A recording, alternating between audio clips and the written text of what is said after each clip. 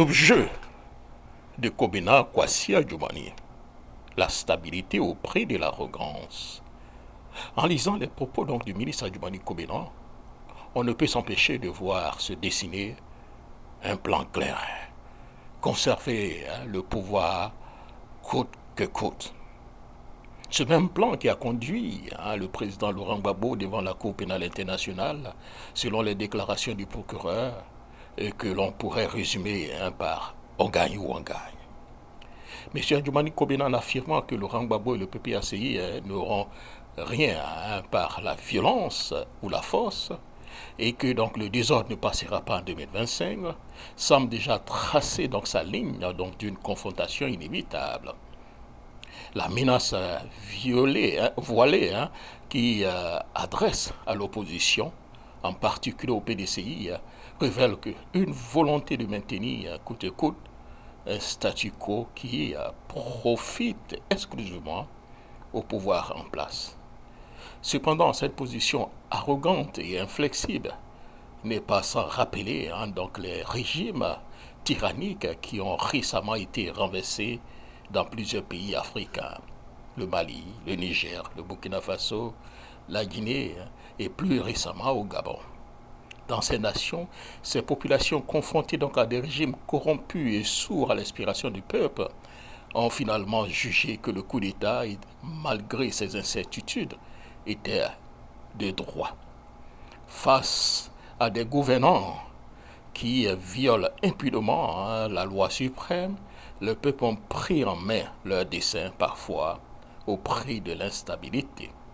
En Côte d'Ivoire, nous avons choisi et favorisé la stabilité et de célébrer donc les avancées économiques et infrastructurelles.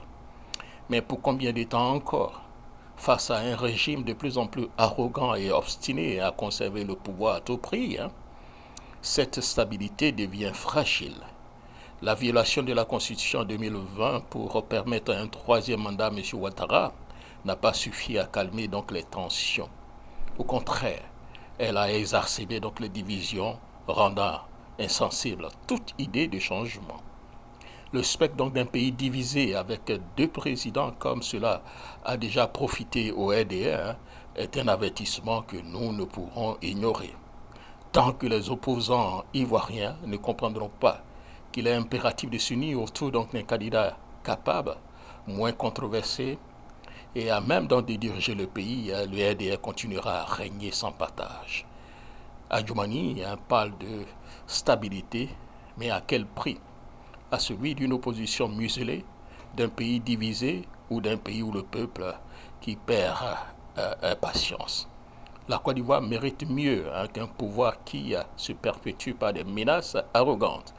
L'heure est venue pour les opposants de se ressaisir, de s'unir et de proposer une alternative crédible 2025. Car c'est seulement par une union sincère et stratégique que nous pourrons donc éviter le piège tendu par le RHDP et offrir à notre pays une véritable chance de paix et de prospérité durable. C'était donc mon billet, Jacques Roger. Alors demain, travaillez, ne pleurez pas. Prenez courage, ça viendra. Vous avez tout pour réussir. Une terre riche, de jeunes gens intelligents, qui ne demandent comme la terre vierge de chez nous, même la terre du Sahara, il suffit de quelques gouttes d'eau pour que vous voyez reverdir le Sahara. De ces intelligences qui seront fondées avec le concours des autres, bien vous pourriez traiter dans 50 ans, dans 30 ans, qu'est-ce que 20 ans, 30 ans, dans la vie des peuples, quand le monde compte des milliards d'années d'existence. Ne vous découragez pas, je l'ai dit.